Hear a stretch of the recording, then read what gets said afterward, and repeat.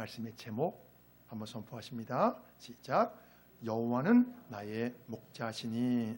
자, 다윗이요, 이 시를 쓸 때의 상황은요, 고통과 신음의 순간들이 모두 다 끝난 이후로 추정됩니다. 많은 전쟁을 치른 다윗은 생명이 위험했던 순간들이 참 많았습니다.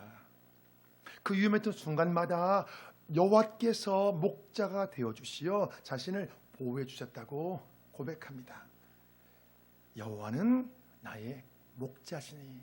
우리 다 같이 한번 선포하십니다. 시작. 여호와는 나의 목자시니. 다윗은 여호와는 나의 목자라고 말했습니다. 이것은 다윗이 자신의 파란만장한 삶 전체를 되돌아보면서 남긴 신앙 고백입니다. 다윗은 자신을 양으로 하나님을 목자로 비유했습니다. 다윗은 본래 양을 치는 사람이었기에 양에 대해서 잘 알고 있었습니다. 이 세상에는 많은 짐승들이 있지만 양보다 더 약한 짐승은 없을 것입니다. 양은 사나운 이빨이나 날카로운 발톱이 없습니다. 맹수가 공격하면 다른 초식 동물처럼 빠르게 도망칠 수도 없습니다. 만일 양이 목자를 따르지 않고 자기 마음대로 돌아다니면 결국 사나운 맹수들의 먹이가 될 수밖에 없습니다. 그러나 양은 자신을 돌보는 목자만 잘 따르면 충분히 살아갈 수 있습니다. 아무리 약한 양이지만 공격 무기도 없고 방어할 수 있는 것도 없지만 목자만 잘 따라가면 살아갈 수 있습니다. 양은 목자가 없으면 죽고 목자의 보호를 받으면 살게 됩니다. 양과 목자의 관계는요, 생명 관계입니다. 양의 생명은요, 전적으로 목자에게 달려 있습니다. 다윗이 여호와 하나님을 목자로 비유하는 것은 다윗에게 하나님은 생명이기 때문에 그렇습니다. 생명. 그 무엇과도 비교할 수 없고 그 무엇과도 바꿀 수 없습니다. 다윗에게 하나님은 가장 중요한 존재였습니다. 하나님께서 도와주시면 살고 하나님께서 돕지 않으시면 죽을 수밖에 없는 그런 상황들 다윗은 많이 경험했습니다. 하나님이 나를 도와주시면 살고 하나님께 돕지 않으면 죽는 거예요. 그런 상황을 다윗은 수없이 경험하면서 다윗과 하나님은 생명 관계가 되었습니다. 자, 다윗은 자신과 하나님의 그 생명 관계가 마치 양과 목자의 관계와 똑같다는 것을 깨닫게 되었습니다. 자, 우리 1절 말씀이요, 전체 다 같이요. 시작. 여호와는 나의 목자시니 내게 부족함이 없으리로다. 다윗은요, 자신의 과거의 경험을 바탕으로 놀라운 신앙 고백을 했습니다. 다윗이 부족함이 없다고 표현한 것은요, 매우 넉넉하고 풍족하여 부족함과는 전혀 관련이 없다는 뜻입니다. 이 말씀으로요, 원문으로 보면 다윗이 하나님을 얼마나 신뢰하는지 잘 알 수 있습니다. 다윗은 자신이 여호와를 목자로 따를 때에 부족함이 없는 상태가 영원히 지속될 것을 확신했습니다. 다윗은 자신의 인생에서 오직 여호와 한 분이면 충분하다는 것입니다. 여호와 한 분이면 충분하다. 이 세상 만물을 창조하신 하나님을 목자로 모신 사람은 삶의 부족함을 느끼지 않습니다. 때에 따라 필요한 것들을 채워주시는 은혜를 누립니다. 다윗은 창조주 하나님을 믿고 신뢰했기에 여호와는 나의 목자시니 내게 부족함이 없다고 고백했습니다. 사실 다윗이 과거에는요, 늘 쫓기는 인생이었기에 왕이 되기 전에 늘 쫓겼잖아요. 쫓기는 인생이었기에 부족함이 많았을 것입니다. 사울 왕에게 10년 이상 쫓겨다닌 거예요. 붙잡히면 죽는 거예요. 그걸 10년 이상 한 거예요. 쫓겨다닐 때 심지어 먹을 양식이 없어서 비참한 신세가 될 때도 있었습니다. 먹을 것이 없으니까 어떻게 해요?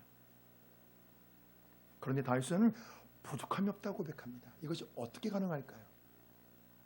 때로 우리가 물질적으로 빈곤에 처할 때도 있습니다. 삶이 어려울 때도 있어요. 바로 그때에도 하나님은 주의 자녀들이 부족함을 느끼지 않도록 새 힘을 주십니다. 그래서 사도 바울은 이와 같은 고백을 했습니다. 자, 빌립보서 4장에 나오는 말씀이요. 시작. 나는 비천에 처할 줄도 알고 풍부에 처할 줄도 알아. 모든 일 곧 배부름과 배고픔과 풍부와 궁핍에도 처할 줄 아는 일체의 비결을 배웠노라. 내게 능력 주신 자 안에서 내가 모든 것을 할 수 있느니라. 아멘. 내게 능력 주신 자 안에서 내가 모든 것을 할 수 있다는 것은요, 사도 바울이 자족의 은혜를 고백하는 것입니다. 자족하는 마음이 충만하면 우리가 주님 한 분이면 충분하다고 고백할 수 있습니다. 나는 주님 한 분이면 충분합니다. 나는 주님 한 분이면 충분합니다. 우리 주님이 지금까지 나에게 필요한 것들을 공급해 주셨습니다. 우리 주님이 나를 지금까지 인도해 주셨습니다. 나는 주님 한 분이면 충분합니다. 이렇게 고백할 수 있는 거예요. 내게 능력을 주시는 그 주님의 도우심으로 우리가 어떤 상황과 환경을 만날지라도 마침내 승리할 수 있습니다. 그래서 사도 바울은 내게 능력 주신 안에서 모든 것을 할 수 있다고 그렇게 선포하는 거예요. 어떤 상황과 환경도 감당할 수 있다는 거예요. 그렇습니다. 여호와는 나의 목자시니 내게 부족함이 없습니다. 나는 주님 한 분이면 충분합니다. 사람들이 선뜻 이 고백에 동의하기가 쉽지 않을 수도 있습니다. 이렇게 선뜻 고백이 나오는 분도 있겠지만요, 이 고백이 나는 좀 이 고백이 좀 선뜻 나오지 않는 그런 분이 또 계실 수도 있어요. 그러나 선한 목자이신 주님이 나의 공급자이신 것을 깨달아 가는 것이 신앙생활입니다. 선한 목자이신 주님이 나의 인생을 인도해 간다는 것을 깨달아 가는 것이 여러분, 이게 신앙생활이고, 이게 바로 여러분 신앙의 성장해 나가는 과정이에요. 신앙의 성장함, 이런 고백이 나옵니다. 주님이 하셨습니다. 주님이 인도하셨고요, 주님이 해주셨습니다. 이런 고백이 그냥 철로 나와요. 그래서 신앙이 성장할수록 내가 먹고 마시는 이 모든 것이 주의 은혜인 것을 철저히 깨닫게 됩니다. 자, 다윗은 이제 목자이신 여호와께서 자신을 어떻게 인도하셨는지 구체적으로 이야기합니다. 자, 우리 2절 말씀으로 보면요, 시작. 그가 나를 푸른 풀밭에 놓이시며 쉴만한 물가로 인도하신도다. 다윗은 많은 시간을 피가 튀는 전쟁터에서 보냈습니다. 무려 10년 이상을 사울 왕에게 쫓겨다녔고, 왕이 된 이후에도 많은 전쟁을 치렀어요. 다윗을 대적하는 무리들이 너무나 많았다는 거예요. 심지어 자신의 아들 압살롬의 반란으로 왕궁을 버리고 도망치기도 했습니다. 다윗은 이 세상 그 누구보다 매우 험난한 세월을 살았던 사람이에요. 아주 험한 인생을 살았던 사람이에요. 다윗이 온몸으로 겪었던 상황과 환경은 너무나 치열했습니다. 그러나 목자이신 여호와께서 푸른 풀밭에 누이시며 쉴만한 물가로 인도하셨다고 고백합니다. 그 어느 누구도 다윗과 같은 험한 인생을 사는 사람이 거의 없을 거예요. 다윗처럼 험한 인생을 사는 사람이 없습니다. 다윗처럼. 그 누가 고난 당했다 해도 다윗과 같은 고난 당한 사람을 만나기가 쉽지 않아요. 그러나 여호와께서 푸른 풀밭에 놓이시며 쉴만한 물가로 인도하셨다고 고백합니다. 이것은 다윗이 여호와를 나의 목자로 모셨기 때문이에요. 다윗이 누렸던 평안과 안식은요, 여호와 하나님을 목자로 믿고 의지했기에 가능했습니다. 다윗이 소유했던 평안과 안식의 그 비밀은요, 여호와는 나의 목자라는 이 고백 속에 다 포함되어 있어요. 사회적으로 성공한 많은 사람들이 마음의 고통 때문에 괴로워합니다. 굉장히 많은 사람들이 마음의 고통 때문에 괴로워해요. 외부적인 상황은 남들이 부러워할 정도지만 속마음은 참다운 평안과 안식이 없어요. 왜 평안과 안식이 없을까? 사회적으로 성공했는데 평안과 안식이 없어서 일과를 마치고 밤에 집에 오면 괴로워합니다. 그 자기만의 혼자 있는 은밀한 시간을 어떻게 보낼지를 몰라서 사람들이 죄를 범하게 됩니다. 외로움과 고독과 마음의 힘든 것들을 어떻게 할 수가 없는 거예요. 낮에는 가면을 쓰고 생활하지만 혼자 딱 되면 이 마음의 이 허전함을 어떻게 달랠 수가 없는 거예요. 이 세상의 것들로는요, 참다운 평안과 안식을 누릴 수 없기 때문에 그래요. 참다운 안식은요, 어떻게 되냐면요, 자신의 삶이 구원의 길로 온전히 가고 있을 때 주어지는 선물이에요. 구원의 길로 온전히 가고 있을 때. 그래서요, 주님은 참다운 안식을 찾는 사람들을 위해 이 땅에 오셔서 사람들을 구원으로 초청하면서 이렇게 말씀했습니다. 자, 마태복음 11장의 말씀요. 시작. 수고하고 무거운 짐진 자들아 다 내게로 오라. 내가 너희를 쉬게 하리라. 수고하고 무거운 짐진 자들아 다 내게로 오라. 내가 너희를 쉬게 하리라. 이것은 바로 주님 자신이 사람들이 찾는 참다운 안식처이신 것을 밝히는 거예요. 바로 주님 자신이 사람들이 참다운 안식처이신 그 사실을 밝히시는 거예요. 수고하고 무거운 짐진 자들아 다 내게로 오라. 내가 안식처다. 내 품에 아주 쉬어라. 그래서요, 주님이 나의 참다운 안식처이신 것을 깨달아가는 것이 신앙생활입니다. 우리가 신앙의 성장에 나갈수록 주님이 나의 참다운 안식처이신 것을 우리가 고백하게 됩니다. 아, 주님 그렇군요. 주님밖에 없습니다. 주님밖에 없습니다. 주님밖에 없습니다. 이런 고백이 저절로 나오게 되는 거예요. 자, 다윗은요, 자신의 목자이신 여호와께서 이제 자기 영혼을 소생시켰다고 고백합니다. 자, 우리 3절 말씀요. 시작. 내 영혼을 소생시키시고 자기 이름을 위하여 의의 길로 인도하신도다. 내 영혼을 소생시키셨다는 것은요, 다윗의 전 존재가 회복되었다는 것을 뜻합니다. 이것은 목자이신 여호와께서 다윗을 푸른 초장과 쉴만한 물가로 인도하셨기에 가능한 결과입니다. 사람의 능력으로 벗어날 수 없는 어려운 상황에서 목자이신 여호와께서 다윗의 영혼을 소생시키시고 의의 길로 인도해 주셨다는 거예요. 자기의 힘으로는 도저히 빠져나올 수 없었는데 하나님이 나를 푸른 초장과 쉴만한 물가로 인도해 주시고 또 의의 길로 인도해 주셨다. 이렇게 고백하는 것입니다. 자, 우리가 성경에서 말씀하는 의의 길이 과연 무엇인지 정확히 배우셔야 돼요. 의의 길. 사람들은요, 평탄하고 좋은 길을 의의 길이라고 생각할 수 있어요. 그런데요, 성경은 구원에 이르는 복된 길을 의의 길이라고 말씀합니다. 사람들이 생각하는 것과 성경에서 말씀하는 것 약간 차이가 있어요. 사람들은 나 편한 길, 평탄한 길, 내가 고생하지 않는 길, 그 의의 길이라고 생각하거든요. 근데 성경 그렇게 말씀하지 않아요. 여러분, 이게 굉장히 중요합니다. 만일 그 길이 매우 험난한데 구원으로 인도해 준다면 하나님이 보시기엔 여러분 그것은 의의 길이고 복된 길입니다. 비록 험하고 고생할지라도 그게 그 영혼을 구원으로 인도한다면 하나님이 보실 때 여러분 그게 의의 길이고 복된 길인 거예요. 목자가 양을 데리고 이동할 때 위험한 길을 피하다 보면요, 어떤 상황을 만나게 되냐면요, 매우 험한 지역으로 멀리 되돌아갈 때가 있어요. 평지로 가면 추운데 말끔하게 돌아갑니다. 사람은 맹수를 피하기 위해서. 양 무리는 조금 고생하겠지만 그 길이 양의 생명을 지키는 가장 좋은 길인 거예요. 그래서 목자가 이렇게 인도하는 거예요. 양을 보호하기 위해. 마찬가지로 우리의 목자이신 주님이 인도하신 길이 꼭 여러분 평탄하지는 않아요. 물론 여러분 아주 평탄할 수도 있죠. 아주 매끄럽게 아주 평탄할 수도 있는데요, 때로는 매우 고생하는 길이 될 수도 있어요. 사람이 보기에 평탄한 길인가, 평탄하지 않고 고생하는 길인가, 여러분 이건 많이 중요하지 않아요. 그럼 뭐가 중요할까요? 뭐가 중요할까요, 여러분? 그 길의 맨 끝이 무엇인가? 여러분, 이게 중요한 거예요.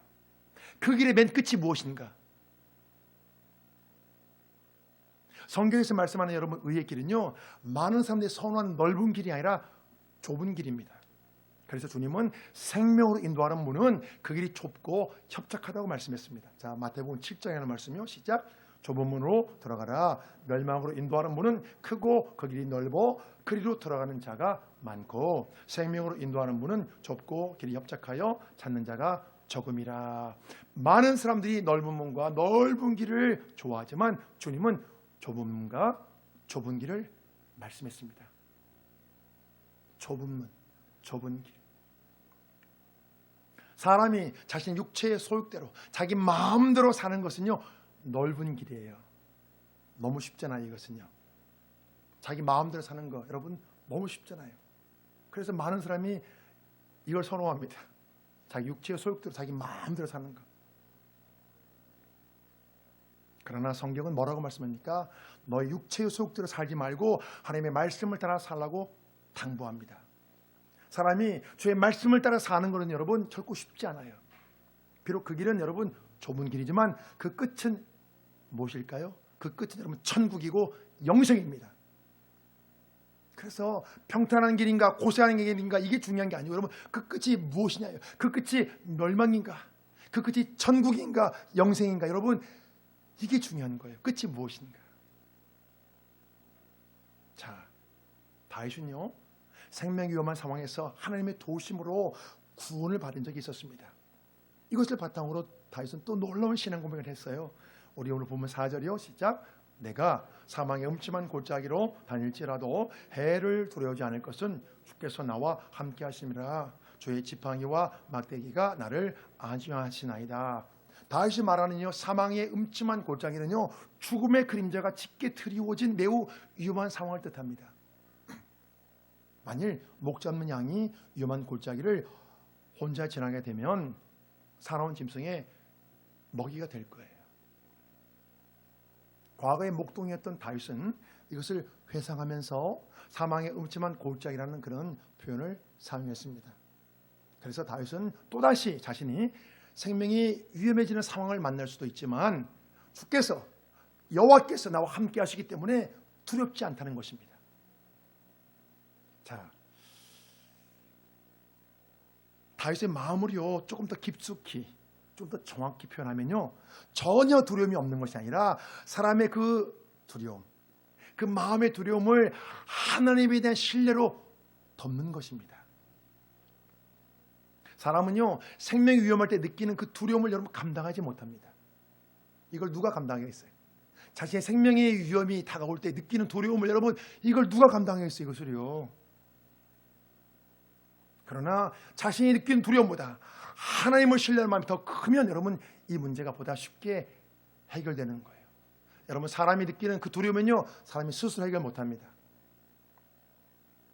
스스로 해결 못해요. 떨쳐지지가 않는 거예요. 내가 두려워하지 말아야지 해서 여러분 두려움이 떨쳐지는 게 아니에요. 사람이 느끼는 사람의 감정의 그 두려움은요 하나님을 신뢰하는 마음, 하나님을 신뢰하는 큰 마음으로 딱 덮어야 여러분 해결되는 거예요. 그것은요 사람이 느끼는 그 두려움보다 훨씬 크신 하나님, 그 하나님의 신뢰하는 마음으로 덮어야 여러분 비로소 그게 여러분 해결되는 거예요. 그것은요 오직 하나님만이 우리의 두려움을 해결해 주실 수 있습니다. 사람은 스스로 두려움을 해결 못해요.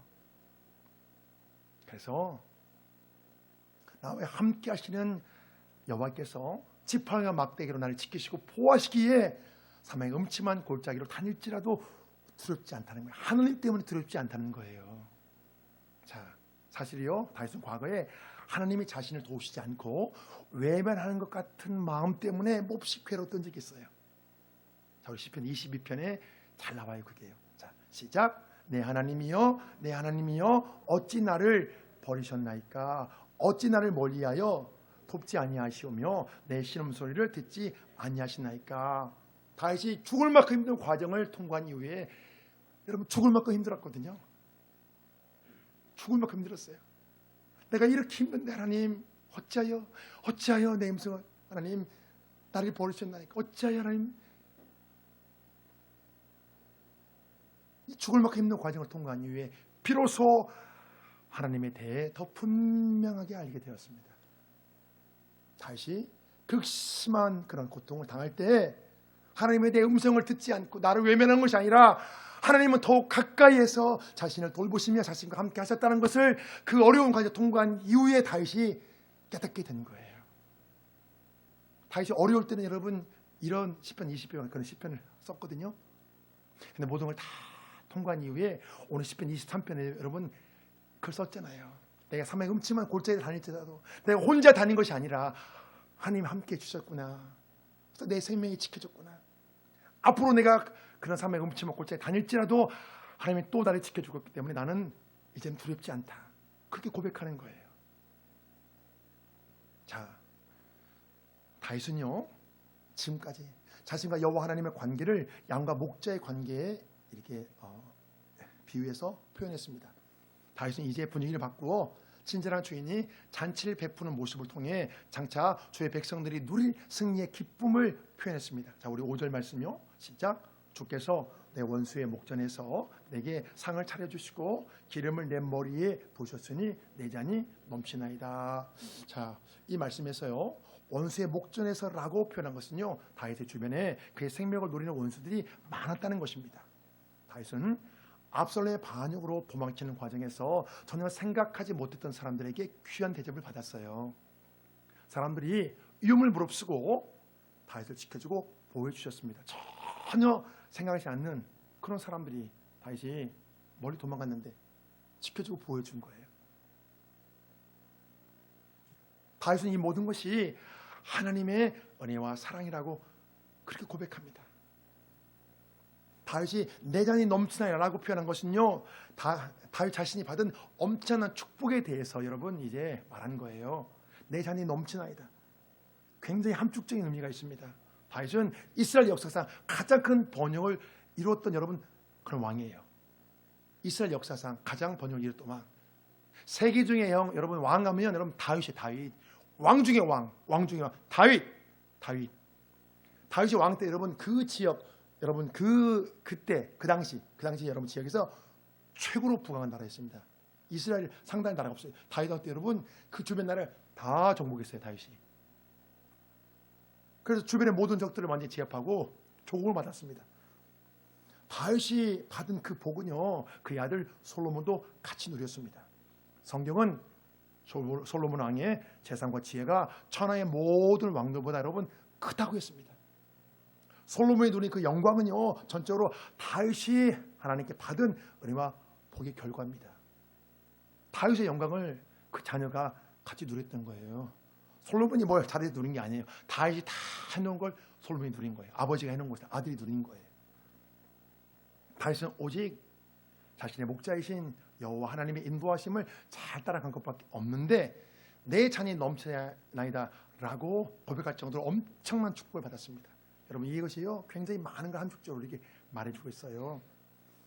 다윗의 축복을 통해서 여호와를 목자로 따르는 주의 백성들에게 분명한 증거를 보여주었어요. 우리가 선한 목자이신 주의 인도하심만 잘 따라가면 내 잔이 넘치게 되는 축복을 받을 수 있다는 거예요. 또 이 축복이 우리 당대에 끝나지 않고 내 당대에 끝나지 않고 내 자녀까지 계속 여러분 흘러간다는 거예요. 여러분 굉장히 중요한 말씀이에요. 우리가 자녀들 얼마나 사랑합니까? 자녀 위해서는 뭐든지 다 하시려고 하잖아요. 그런데 여러분 내가 자녀 위해 뭔가 하는 것보다 더 중요한 게 뭐냐면요, 내가 하나님을 잘 섬기는 거예요. 그럼 이게 제일 중요해요. 저는 목사로서 사실 이런 부분들이 참 마음이 이렇게 좀 답답할 때가 있어요.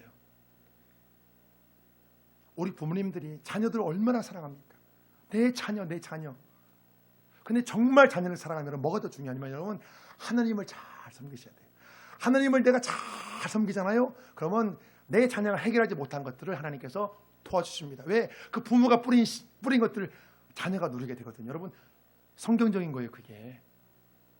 그래서 우리가 정말 자녀가 잘 되길 원하시고 자녀를 정말 사랑하면 여러분 뭘 생각해야 되냐? 하나님을 잘 섬기는 거. 여러분 이걸 같이 생각하셔야 됩니다. 자, 여호와는 나의 목자시니 내게 부족함이 없다고 고백했던 다윗은 이제 내가 여호와의 집에 영원히 살겠다고 다짐합니다. 자, 6절 말씀요. 시작. 내 평생에 선하심과 인자하심이 반드시 나를 따르리니 내가 여호와의 집에 영원히 살리로다. 다윗은 지금까지 하나님이 베푸신 은혜와 복이 자기 생의 마지막 순간까지 지속될 것을 확신했습니다. 다윗은 과거의 경험을 바탕으로 자신이 미래에 하나님이 베풀어 주실 은혜에 감사하며 찬양했습니다. 이것은 다윗의 신앙 고백과 함께 자신의 결단과 의지가 여러분 포함된 거예요.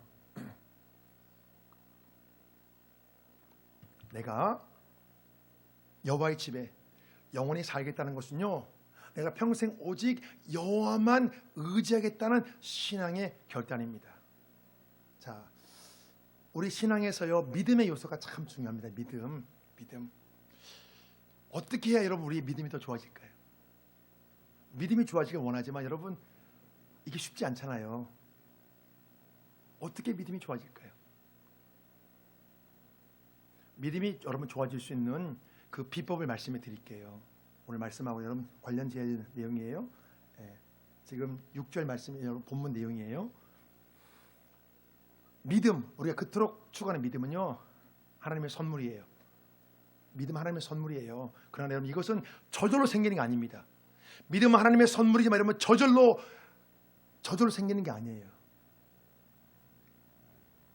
우리 믿음은요, 신앙의 결단과 깊은 관련이 있어요. 신앙의 결단과. 신앙의 결단을 통해 여러분 믿음이 생겨요. 내가 결단을 하고 다짐하고 이런 과정을 통해서 하나님께서 믿음을 여러분 선물 주시는 거예요. 내가 아무것도 안 했는데 믿음이 선물을 주는 것이 아니고 내가 결단하는 거예요. 마음을 먹는 거예요. 다짐하는 거예요. 결심하는 거예요. 그럼 하나님께서 여러분 그 결심을 지킬 수 있도록 믿음을 주십니다. 이게 여러분 함께 가는 거예요. 그리고 그 믿음을 통해 여러분 또 확신이 생기는 거예요. 이게 여러분 서로 함께 가는 거예요. 물론 어떤 특별한 상황에서 하나님께서 강권적으로 믿음을 주시기도 해요. 특별한 경우에는요. 그런데 보편적인 경우에는요, 우리의 다짐과 결심과 하나님이 주시는 그 은혜가 여러분 같이 함께 이렇게 맞물려 가는 거예요. 그래서 사람의 신앙적인 여러분 결단과 하나님의 은혜는 여러분 마치 톱니바퀴처럼 서로 여러분 맞물려 있습니다. 그래서 우리가 하나님의 은혜를 구하잖아요. 은혜를 우리 구하는 마음이 있잖아요. 그러면 여러분 내가 할 수 있는 거 해야 돼요. 우리가 할 수 있는 건 뭐냐? 결단이에요. 결단.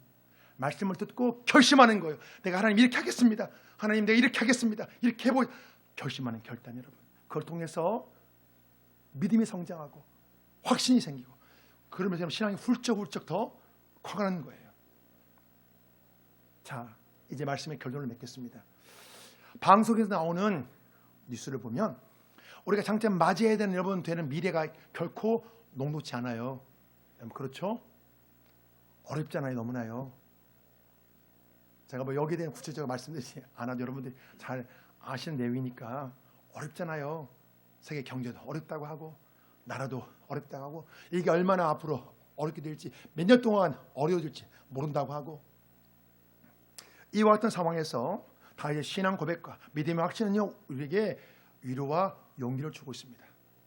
그렇게 어려운 상황에서 내가 어떻게 해야 살아갈 수 있을지 방향을 제시해 주잖아요.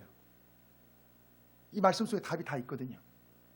다윗은 자신의 과거에 하나님 베푸신 은혜에 감사하며 찬양했지만 자신의 미래에 베풀어 주실 은혜와 복을 미리 감사하며 찬양했습니다. 자, 그런데 놀랍게도요, 다윗의 인생 전체를 보면 다윗의 고백과 믿음의 확신대로 큰 은혜와 복을 받았다는 것. 다윗이. 자, 이 세상에는 크게 보면 여러분 두 종류의 인생이 있습니다. 첫째는요, 자신이 만들어가는 인생이 있어요. 자신의 노력과 자신의 수고로 자신이 스스로 만들어 자신이 스스로 개척해 나갑니다. 그리고 또 하나는요, 선한 목자이신 주님이 인도해 주신 인생이 있습니다. 여러분 어떤 인생을 살기를 원하십니까? 내가 스스로 내가 길을 개척해 나가는 스스로 만들어가는 그런 인생을 살고 싶습니까? 아니면 선한 목자이신 주님이 인도해 주시는 그런 인생을 살고 싶습니까? 사람이 만들어가는 그 미래는 여러분 그 무엇도 장담할 수 없습니다. 왜 장담할 수 없을까요? 사람은요 자신의 인생의 한 치 앞의 상황도 여러분 정확히 예측할 수 없어요. 나에게 내일 어떤 일이 벌어질지 그냥 내 마음은 내가 뭔가 하면 잘 되길 원하죠. 그런데 그 일이 내일 잘 될지 한 달 뒤에 글이 어떻게 될지 우리는 전혀 예측할 수 없어요, 여러분. 그래서 내 인생에 목자가 필요합니다. 왜냐? 내가 내 인생을 책임질 수 없기 때문에. 누가 내 인생을 내가 책임질 수 있다고 그렇게 큰 둘씩 누가 있습니까? 아무도 책임 못 져. 자기 인생이지만 자기에 대해서요. 왜냐하면 내일 일이 어떻게 될지 예측할 수 없거든요, 내 상황을요. 주의 백성인 우리는요, 주님의 목자로 모시고 그 인도를 받아야 됩니다. 또한 나도 주님의 양이 되길 여러분 기꺼이 원해야 돼요. 왕이신 예수님, 나를 인도해 주소서. 이런 마음을 우리가 품어야죠. 우리가 주의 인도하심을 따르기 원하면 선한 목자이신 우리 주님은요, 그 인생을 책임져 주십니다. 이 세상의 왕이시고 미래의 주권자이신 우리 주님께서 내 인생을 책임져 주시는 것처럼 여러분 큰 위로가 되고 감사한 것이 없어요. 우리가 추수감사주를 맞이해서 감사의 마음이 다시 회복되었으면 좋겠습니다. 나의 고통만 생각하고 내가 잃어버린 것만 생각하면, 내가 여러분 어렵고 내가 뭔가 이렇게 실패한 것만 생각하면 여러분 절대로 감사할 수 없어요. 고통 가운데 주신 은혜를 생각하고 그 위험 가운데 나를 지켜주신 은혜를 생각하고 무엇보다 죄 가운데서 나를 구원해 주신 그 은혜를 생각하면 여러분 우리가 언제든지 감사할 수 있습니다. 무엇보다 감사한 것은요, 선한 목자신 주님이 주의 자녀들을 의의 길로 인도해 주신다는 거예요. 의의 길로. 주님은요, 우리를 장차 천국까지 인도해 주실 영원한 목자이십니다. 우리가 주님을 목자로 모시면 이 땅에서 어떤 여러분 파란만장한 삶을 경험하든지 우리의 끝은 여러분 천국이고 영생입니다. 이 땅에 사는 동안 주님의 손을 꼭 잡고 날마다 주님과 동행하시는 복된 삶이 되시길 주의 이름으로 축복합니다. 아멘.